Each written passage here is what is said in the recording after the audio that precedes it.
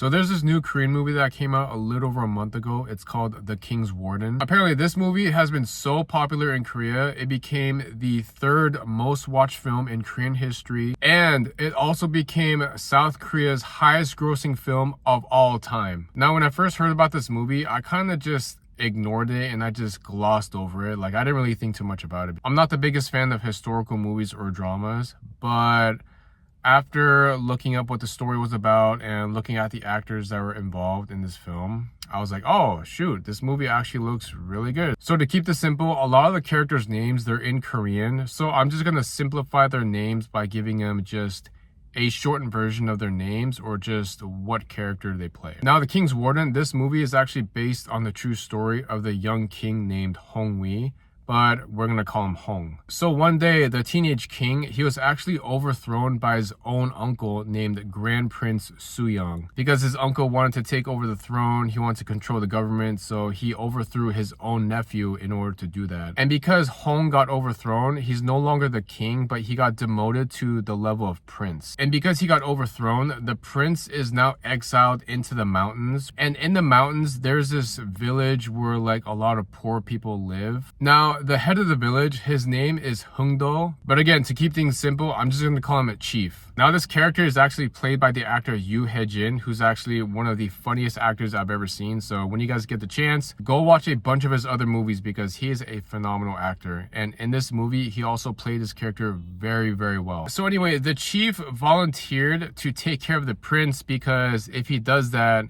he believes that him and his village, that they will be rewarded with a lot of money and they won't be like poor anymore because they're taking care of the prince. Now, of course, things don't run smoothly because the prince and the villagers, they don't really get along at first. The villagers, they think the prince is cocky and full of himself.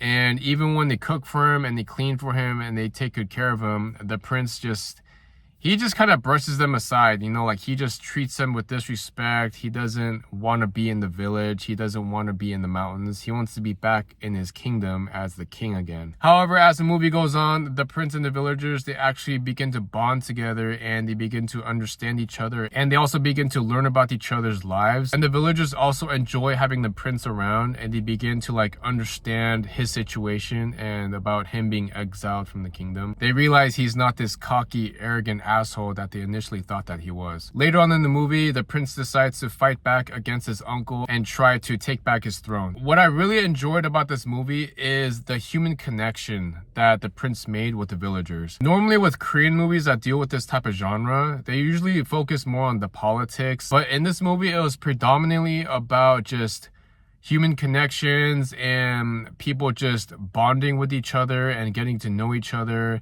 It was more of an emotional film. You know, there was a lot of human emotions involved, which is why this movie was really popular and did as good as it did in the theaters. Especially the scenes with the chief and the prince, like when they bonded together and they got to know each other, like I thought that was really, really cool. This movie was just fantastic. I was proven wrong. I didn't think I would enjoy this movie as much as I did when I saw it. But man, this was just a phenomenal film. This movie was actually a lot more funny than I thought it was. The main actor, Yoo Hae-jin, he was very hilarious in this film. I laughed a lot in this film.